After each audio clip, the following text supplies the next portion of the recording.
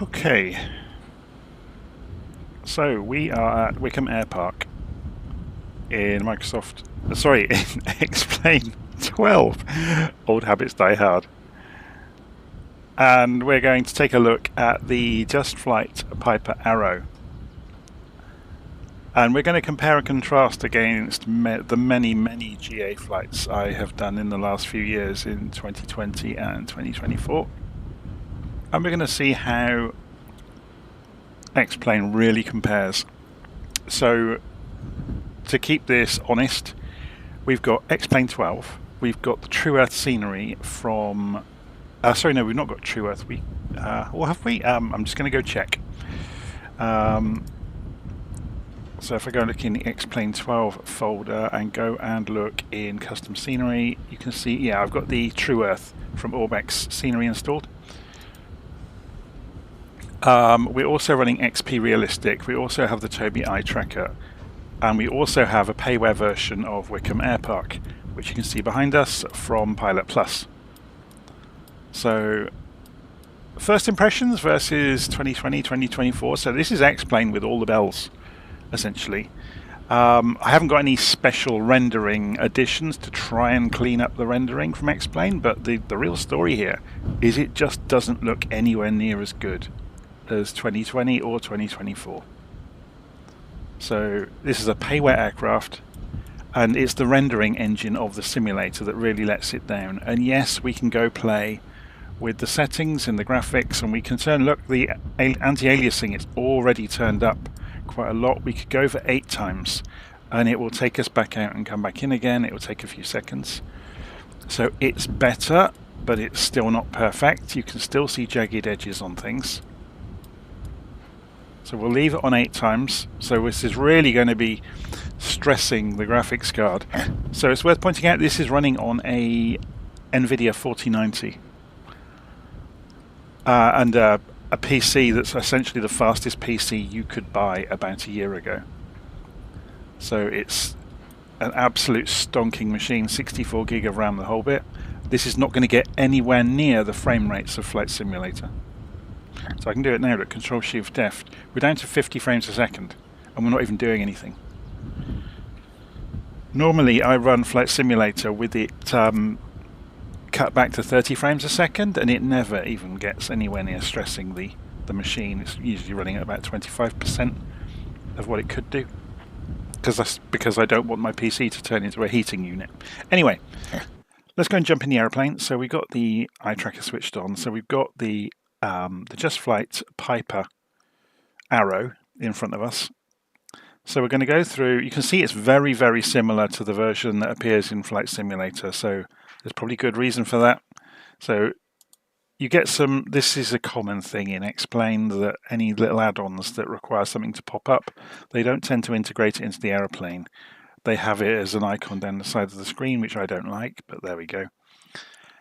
So you can see the commonality between the JustFlight airplanes that appear in Flight Simulator and this one in X-Plane. There's all sorts of things you can do in here. It's all the same sort of things you'd normally expect, but you can go. That said, the actual pages are very basic. They're not as intuitive or as polished as the versions in Flight Simulator. Anyway, let's just go and fly the plane and see what the experience is like. So first things first then, we'll go and turn the battery on and the alternator on.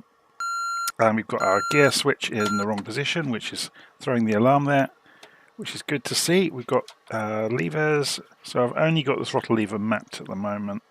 So we're going to go and turn the fuel round. We're going to go and increase the mixture to rich. Now we've got the power on. Go and turn some of the lights on. We'll go and turn the GPS on. Actually, we shouldn't really do that until we start the engine. So we're going to go and put the beacon light on. And then we do have a fuel pump over here.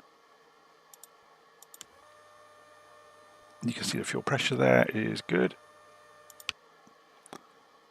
Okay, so we'll crack the throttle open, or actually we'll take the propeller up to max first, then we'll crack the throttle open and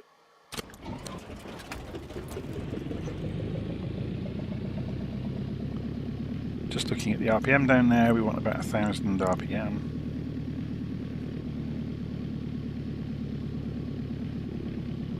Just while we're starting the engine up. Okay, so in that tablet, it's a little bit unintuitive. We've got aircraft options, and we can get rid of the chocks and the tie downs. And there's various other options here. You can switch on and off, which is all fine, but we don't need any of them. We're just going to look at the aeroplane in flight. We'll put the transponder on, and it does have an animation there on the light with it identing.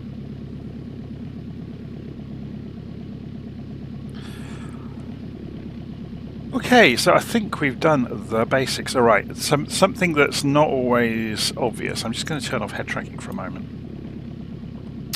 If you watch you have to do this in X-Plane, you don't have to do this in Flight Simulator so much. So we're pointing due west at the moment. We need to go and spin the gyro around to match the compass. It's often wildly out.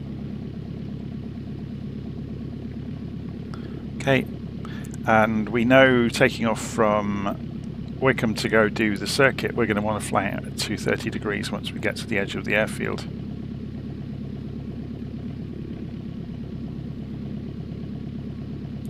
I can see I've already got negative comments appearing in the video. I kind of expected it, because everybody likes to defend their purchasing decisions. So all I'm going to say is both simulators are very, very good. So we're going to explore, is the flight model on X-Plane that much better? So we're going to we're going to line our view up with forwards. Turn the head tracking on. Remove the parking brake.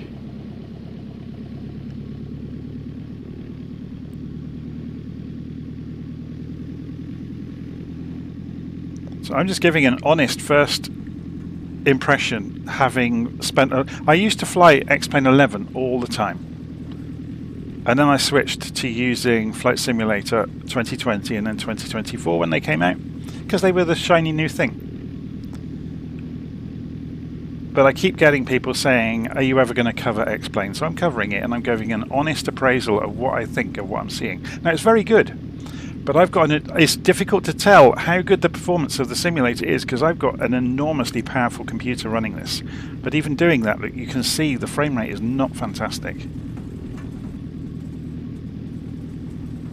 And admittedly, I am running it with everything turned up, because I should be able to. I've got amongst the best hardware you can possibly throw at it. And yes, I know you can run X-Plane across multiple PCs, but I'm not running a commercial simulator here. I don't like this rendering on the ground either. Now this may be due to this airport and this scenery.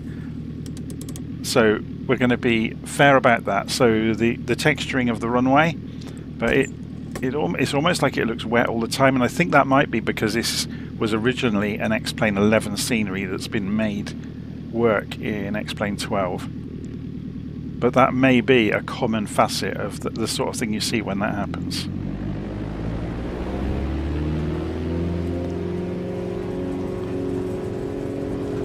Okay, so the torque from the engine is interesting. Let's go full power.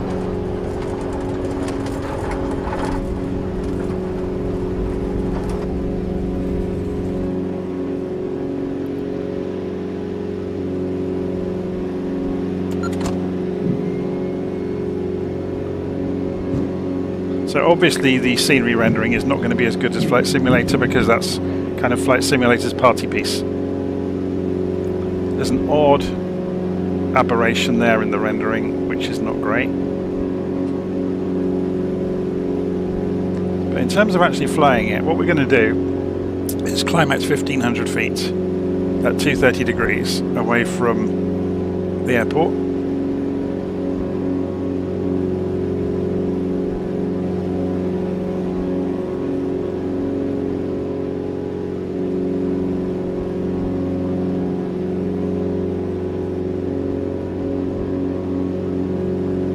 Okay, there's 1500. So there's the Hambledon Valley. So we'll carry on in a straight line for a little while, maintaining 230 degrees. It's interesting that it's wanting to... They're stabilizing a little bit. Okay, we've gone a little bit high.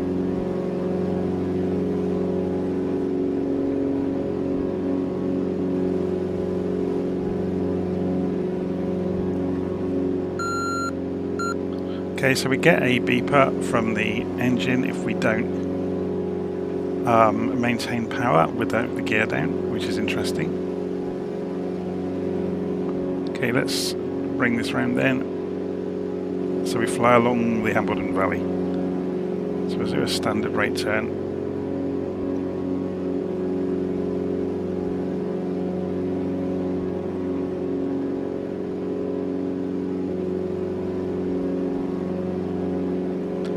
Just turning to 330 degrees. So there's some good visual reference points. The True Earth Scenery is quite good. It's quite expensive though. So what you get for free in Flight Simulator, I've had to spend essentially about £70 to cover just the UK with half decent scenery, which isn't too bad. If you only ever fly around the UK, then that's absolutely acceptable. The trees don't have much variation to them, I would say that much.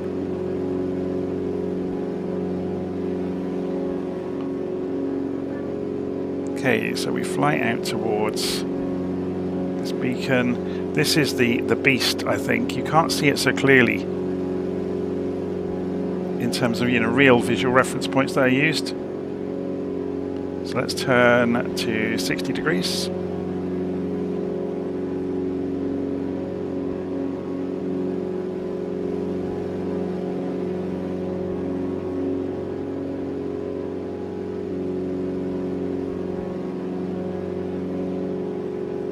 So flying out towards, you can see this field in the distance, which is one of the visual reference points, and it corresponds also with a house which isn't in the scenery on the hilltop in front of the main road, which is your turning point towards the industrial estate for the rest of the circuit. So we've lost a little bit of height there. Let's just gain that back.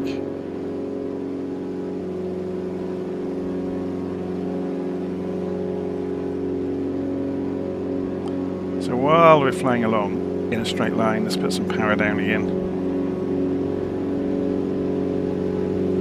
It's interesting to see how this aeroplane behaves in terms of power and RPM, and when you put the power down, there is a very pronounced torque effect that comes through, and I guess there's P factor kicking in there as well.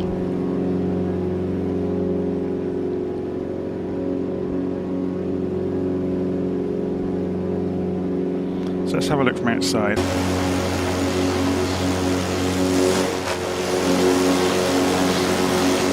It does look the part, doesn't it? And of course you get some nice tricks as well in X-Plane that you can't do in Flight Simulator at all. Like the flyby view. Okay, so let's go back inside. So we can just see, this is where the house should be, by the way, just here. And obviously it's not there. Oh, sorry, here is where the house should be. So there's kind of a mark there, but there's no house, which is a shame. So I'm not sure if there's any even higher quality versions of scenery you can fix that with.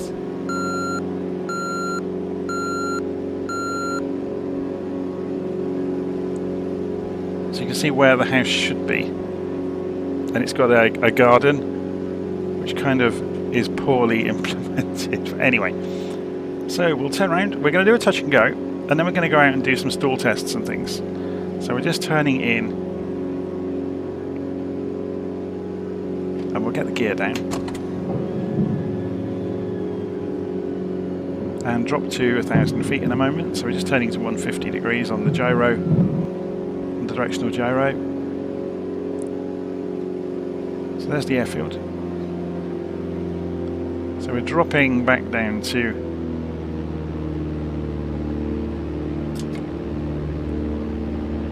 get the flaps out.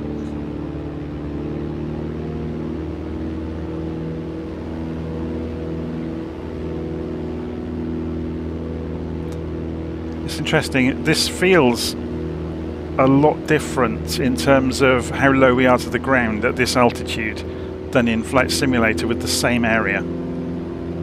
So we hold at 1,000 feet.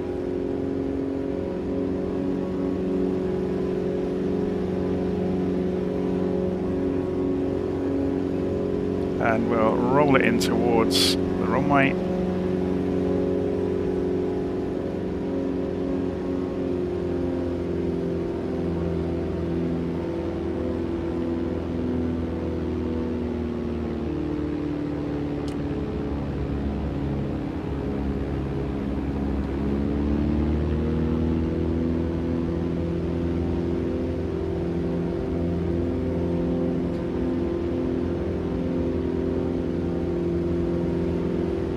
So according to the VASI lights, we're too low, we're too high, sorry. But I wouldn't agree with that at all. So that doesn't quite line up. So this scenery maybe is not super accurate in terms of the alignment of the lights. And now they've vanished entirely, look.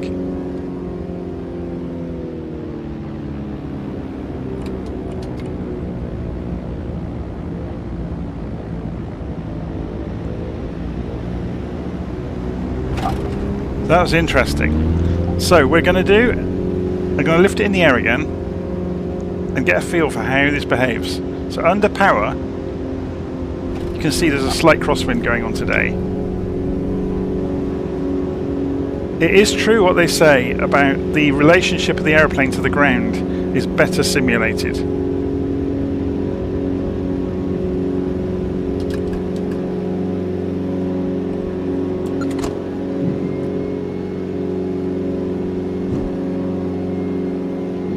Of course, this is all circumstantial because we don't have a perfect airfield, we don't have a perfect aeroplane, and we don't have a perfect simulator because none of them are perfect.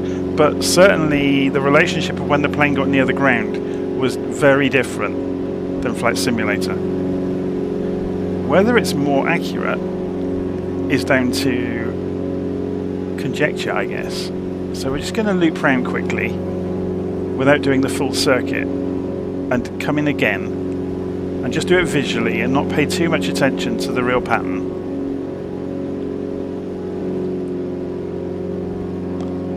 And we're going to see how it feels when it comes in over the end of the runway.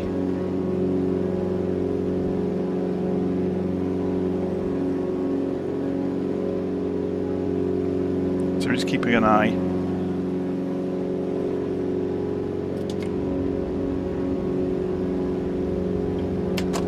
Let's put the gear down so we can slow down easily. Gives us some drag. The effect of the gear being down, the amount of drag is far higher than in Flight Simulator. And the flaps, the amount of drag, and at lower speeds the controls become far more heavy, far more quickly than Flight Simulator.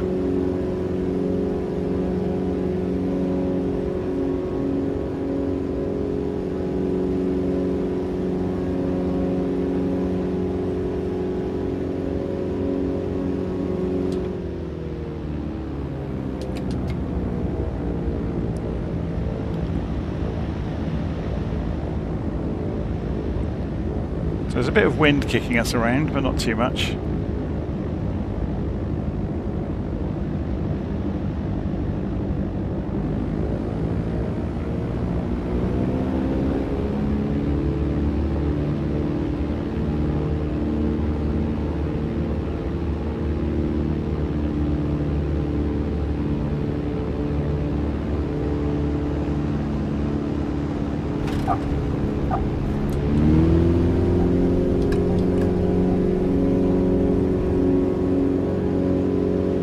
Interesting. Okay. So we're going to take this out over the fields and do some stall and spin tests to see how it behaves. So it's worth pointing out, if I put the yoke back on, because we can't see it at the moment, I'm holding quite a significant amount of aileron look to hold this in a straight line. Let's put the other one on as well so you get to see both.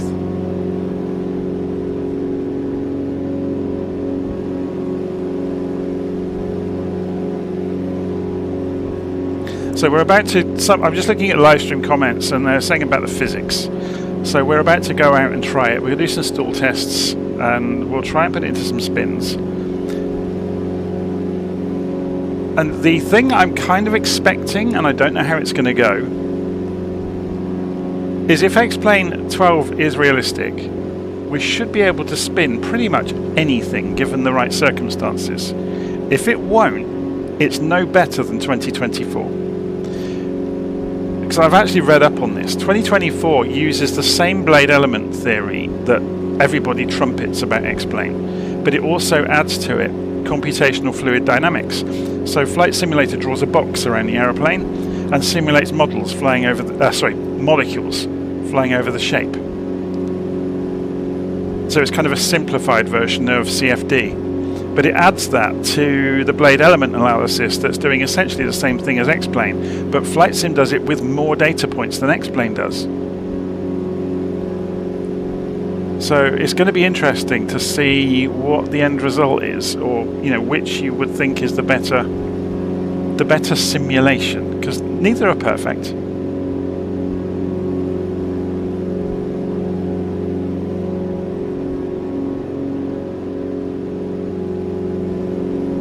So it's going to fly out over the fields over here.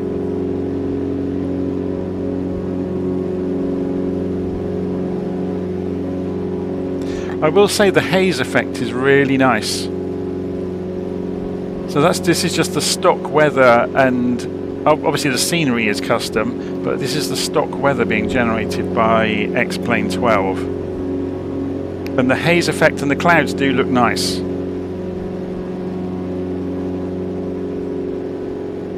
So we're still climbing out. We're absolutely flat out on the throttle. I'm not sure if it's going to simulate engine damage. We're up against the red line.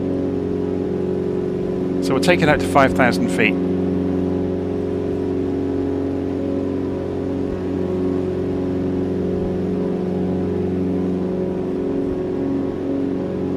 Let it get some speed up. I think it's around 80 knots is generally the best climb rate for the Pipers.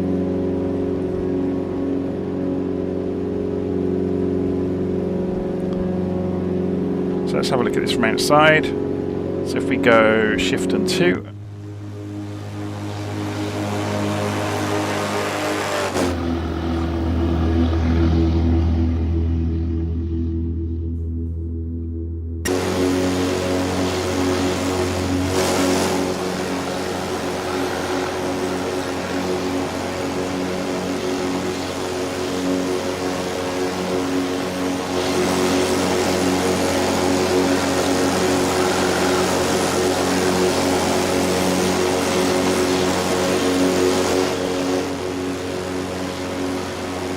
So what sort of frame rate are we getting while we're up here? So if we go Control Shift F, 40 frames a second.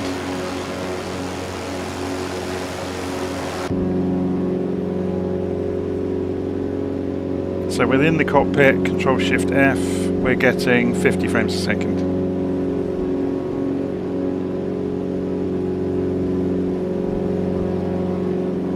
Okay, we're coming at 5,500 feet. Right, we're going to lift the nose. We're going to do a powered stall. See what happens. So we're running out of aileron.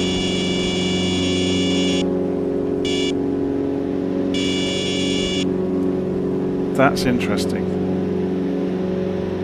That was almost procedural the way that happened. Okay, let's pull the power out. Do we have a...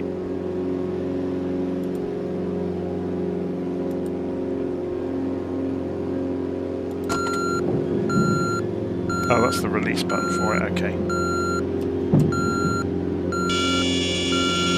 Okay, let's try it. Can we get it to spin? No, it won't spin.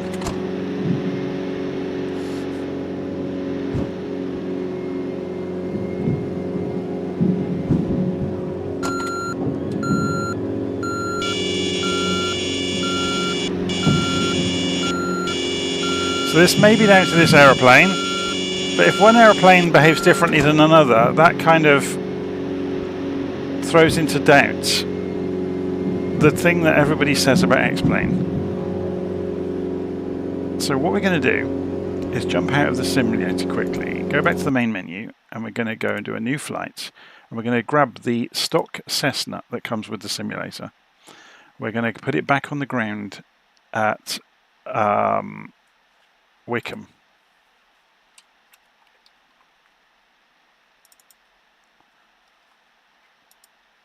Confirm, start new flight, and you'll get to see how long it takes to start a flight. So this is running on a colossally fast NVMe drive with 64 gig of RAM and a very fast CPU. So this is just how long it takes. I've got the True Earth Scenery, so it's obviously sorting that out as well. And it's doing whatever it needs to do. And we're back. So it's pretty quick at loading. We've got XPRealistic running in the background. I may have to go and turn off. It's got this silly head anticipation thing. Why they invented that, I'll never know. Okay, so let's go and get this aeroplane up and running. So bus is on. Beacon. Oh, sorry.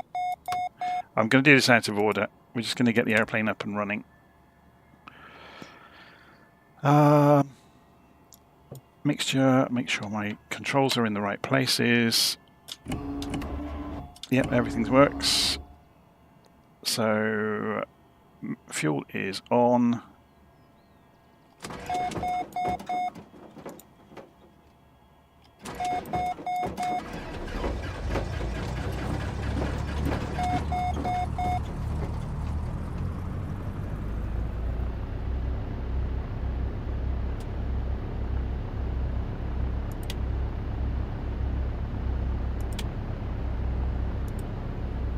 So this is the stock Cessna. We're going to see if we can spin it.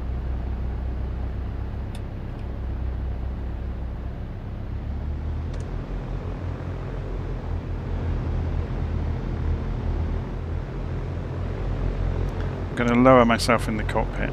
The view is quite disconcerting.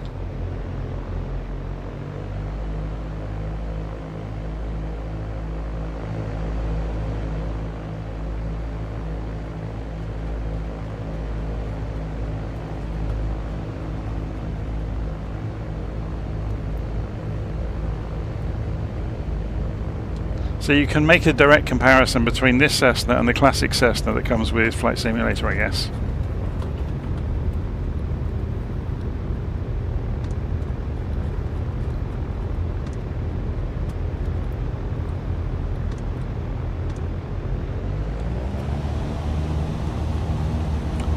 So we're going to use no flaps for the takeoff. Just going to go for airspeed. Rotate.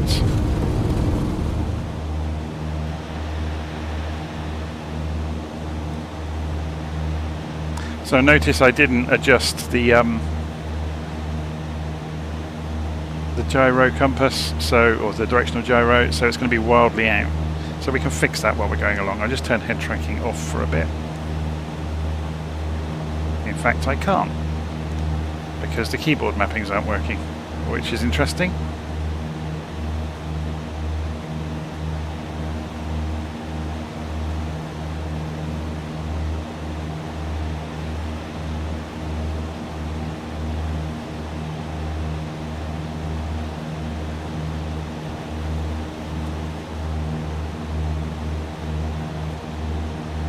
Go. Just line up for 260 degrees. Yeah, it's about right. Okay. Let's get some height. So you can see the speed bleeding off there.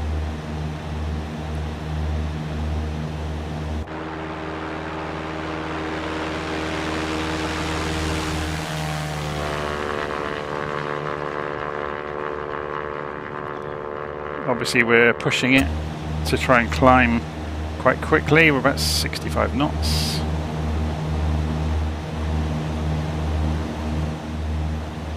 Coming up through 2,000 feet.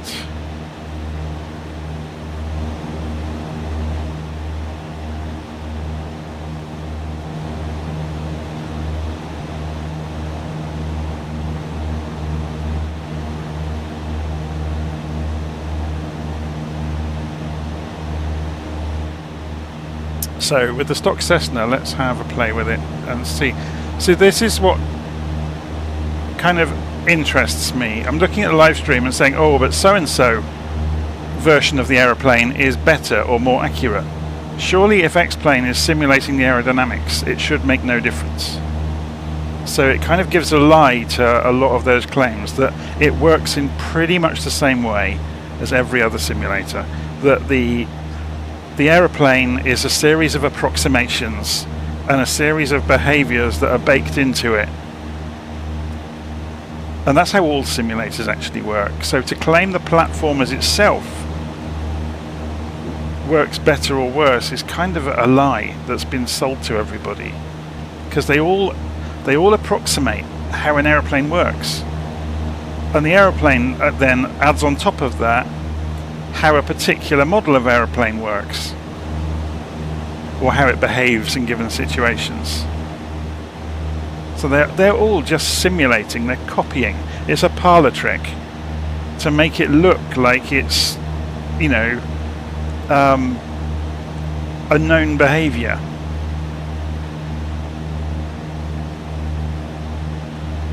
So we're just going to turn across the countryside here and climb. Let me straighten up the view. There we go. So you can hear the stall warning kicking in there.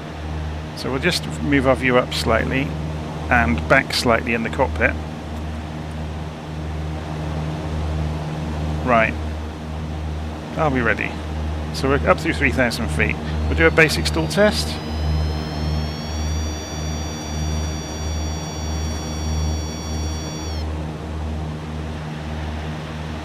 Okay, so it dropped the left wing there. Let's see this from outside.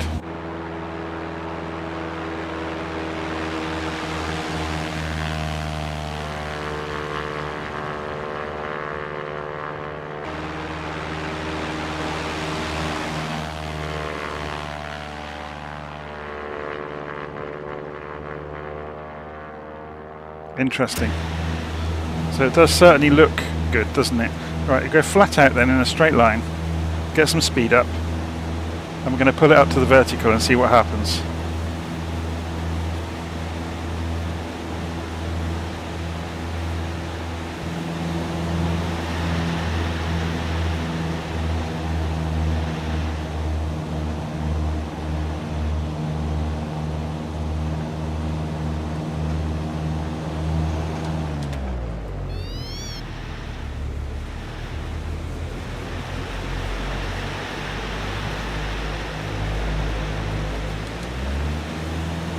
Try it again.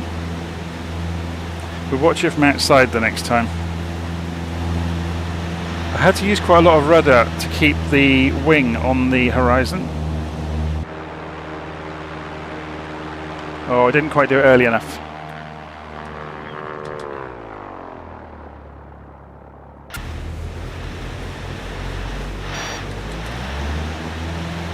Okay, let's try it once more, and we'll try and get the plane to come up past the camera.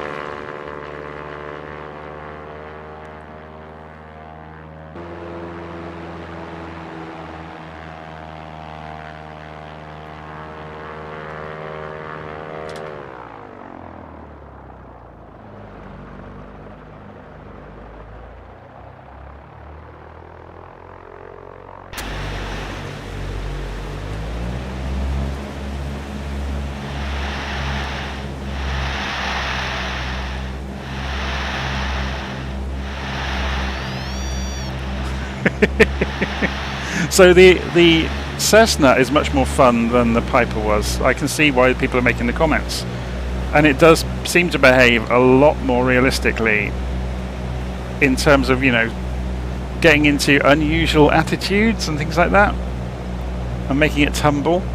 We haven't tried to make it actually spin though. Let's go. I don't know if it will spin, so we'll get it up to a few thousand feet just for a final test.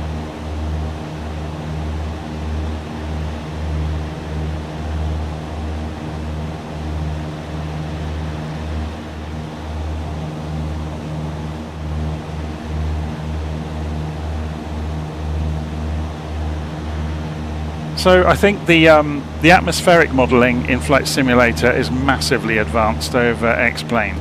So this is completely separate than the aeroplane flying through the atmosphere. This is the atmosphere moving around you. And Flight Simulator has done an awful lot of work with that. So you actually have the massive airflow moves over hills in 3 dimensions. And where it hits other airflows, it causes turbulence. And it's it's very pronounced if you turn it up to realistic, and it's very good. Obviously, something else this has always been true of X-Plane. We're tumbling the airplane, we've broken the attitude indicator.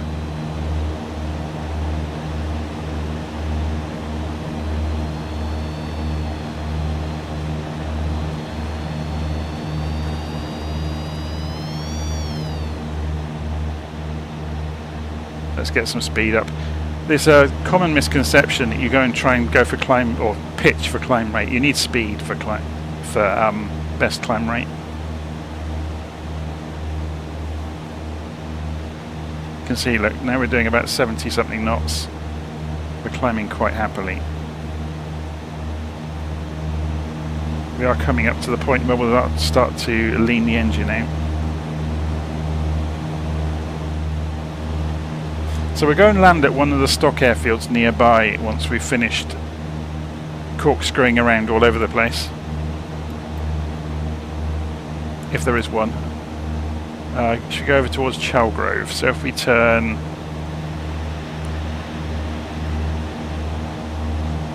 while we're climbing, we'll turn out towards that direction.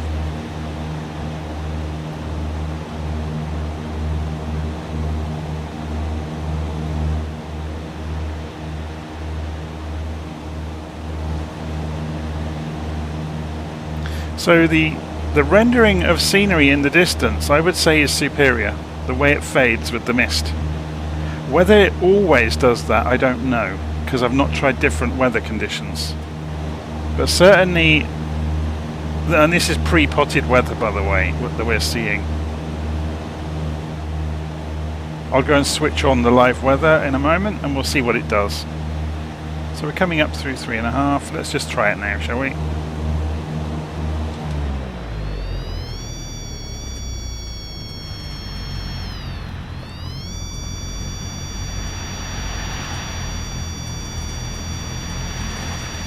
So fully developed spin, and it pulled itself out. Let's try it again.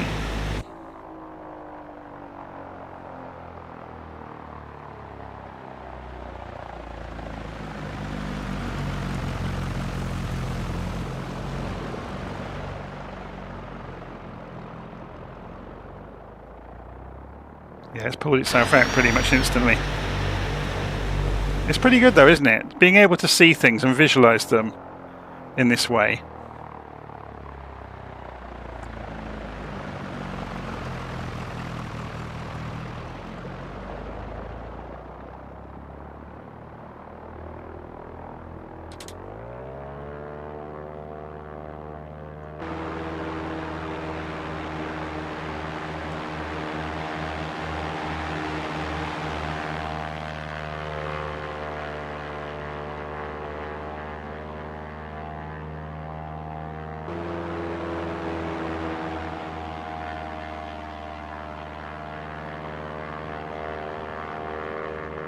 It's a hammerhead.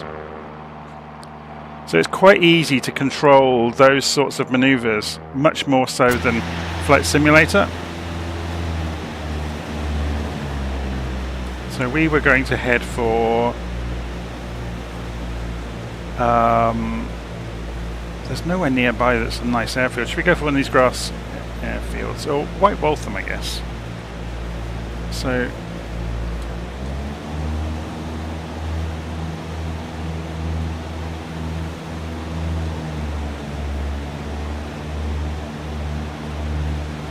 obviously it's got a GNS 530. It doesn't have some of the niceties that the Flight Simulator version got from working title, so you can't use the keyboard to type in, as far as I'm aware,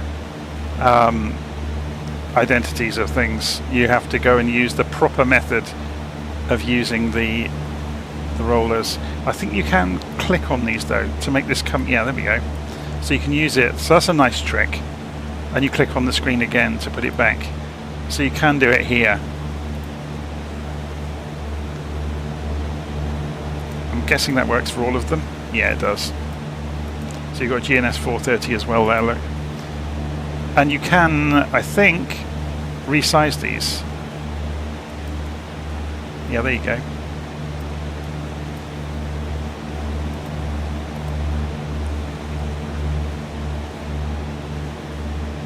How are we doing for our trip across to... This is the airfield coming over here, isn't it? So we saw with Wycombe Air Park there was an issue, and I think that's possibly an issue that's unique to X-Plane 11 airfields being pulled into X-Plane 12, that the tarmac has that weird wet look. So we'll find out when we come in over White Waltham. We'll go along the runway. So what's the wind doing here, by the way? So I don't think that wind's correct somehow. We haven't got 46 knots worth of wind. Not in a month of Sundays, otherwise we'd see ourselves crabbing massively across the ground. So I think LittleNavMap's got that wrong. Okay, that's not White Waltham, I don't think. That's just a field. Yeah, White Waltham's over here somewhere.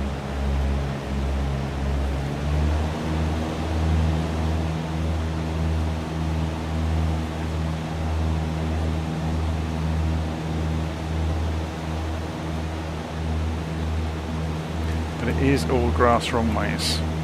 Of course, we could go and have a look at Heathrow. It's just across the way. Yes, this is all grass strips. It'd be interesting to see how it models grass strips, though, when you don't have any scenery for them.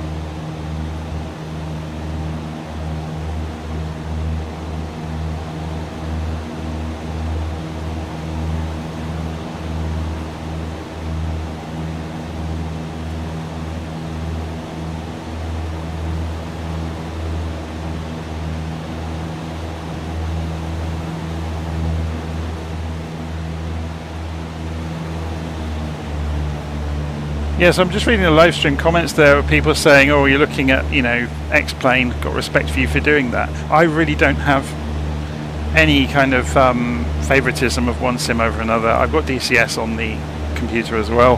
I haven't made many videos with it because I'm usually tied up in doing stuff for Flight Sim, or I just don't have time. So if we turn left, there's the airstrips.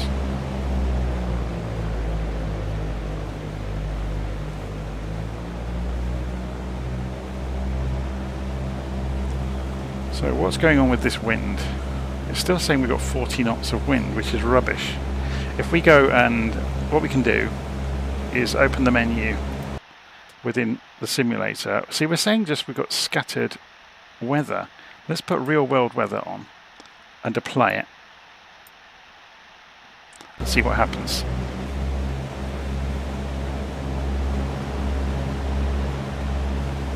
So what's LittleNavMap saying now is still got the yeah, it's reading the weather completely wrong.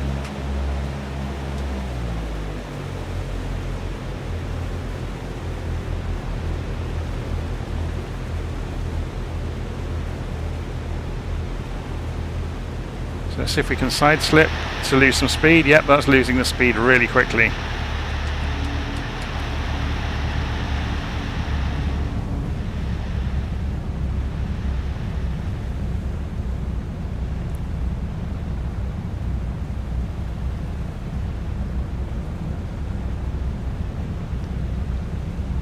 We're a bit high, so we're going to try side slipping it.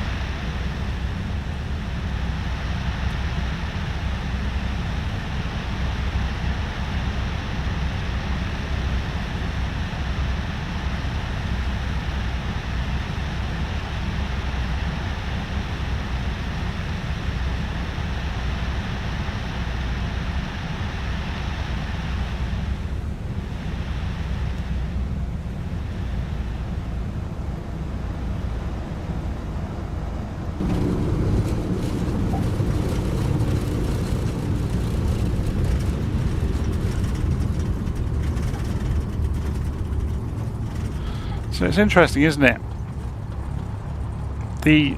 It's the little details in terms of VFR flight that really make the difference with the flight simulators, the Microsoft ones.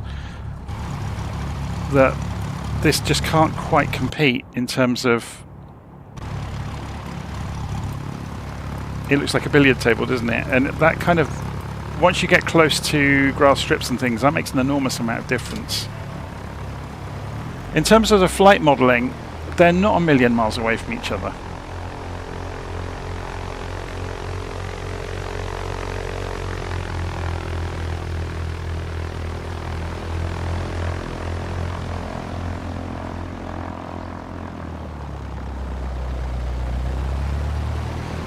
So just before we go, I'm going to accelerate down the runway, see this from the outside view, so you can see the gear moving around. So it simulates bumps wonderfully.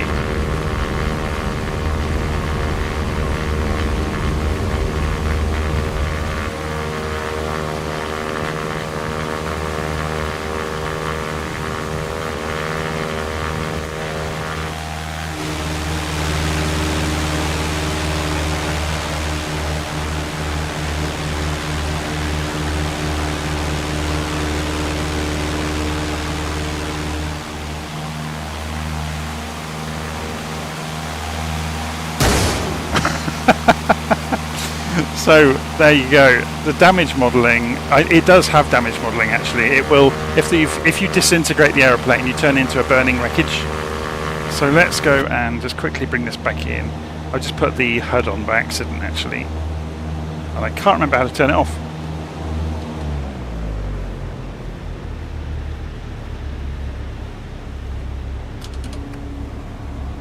And that's interesting though, the HUD is not working correctly because you can't see which direction the aeroplane's going when you're using it.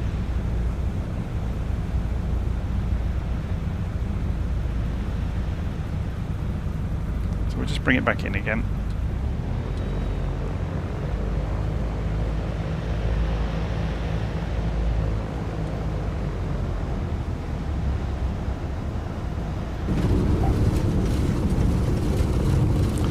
Anyway, I'm going to leave it there for today. So that was just a really quick look, and being completely fair about it, of looking at the behaviour of a basic GA aeroplane in X-Plane 12 versus the flight simulator simulators.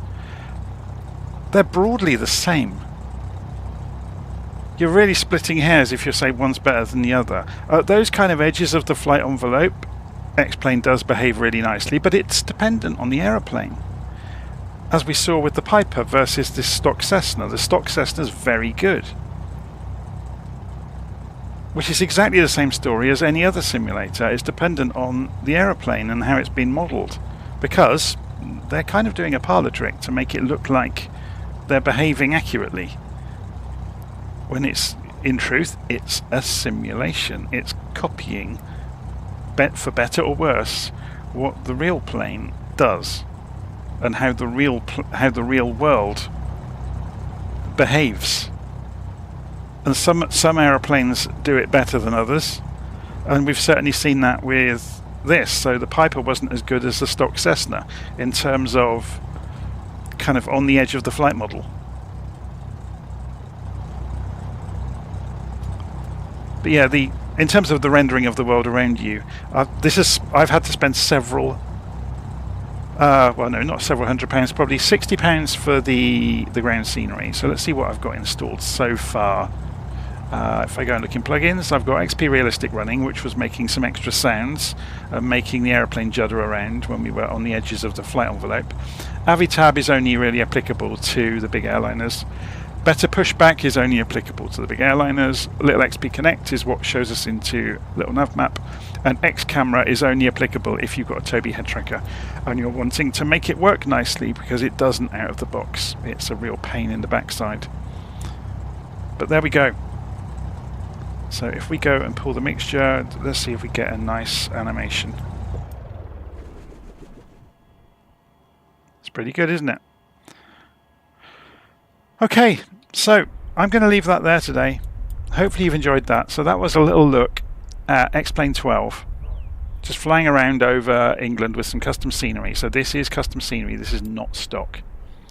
Yeah, so that where we saw fairly accurate renditions of the areas, that's not stock at all. It's not the auto-gen scenery. But yeah, so I think where X-Plane really has its niche is the people that don't have good broadband, that can't download the data fast enough for Flight Simulator, or they can't afford anything with a good enough GPU. Because to get the best out of Flight Sim 2020 or 2024, you really do need a beast of a PC. And I think X-Plane, if you turn it down, I've got everything maxed out of course, but if you turn it down, you will get decent frame rates on lesser hardware. But they're both good simulators at the end of the day. They're both very, very good. And you can have fun with both of them. You can use both of them as training aids if you're learning to fly a real aeroplane. They're both equally valid. So I think a lot of the kind of wars of people saying, oh, X-Plane's better at this or Flight Sim's better at that, that's just people defending what they've gone and bought. And that happens with everything. It happens with Xboxes and PlayStations and all sorts of things. Anyway, I'm going to leave it there. I'll see you all again soon. Take care.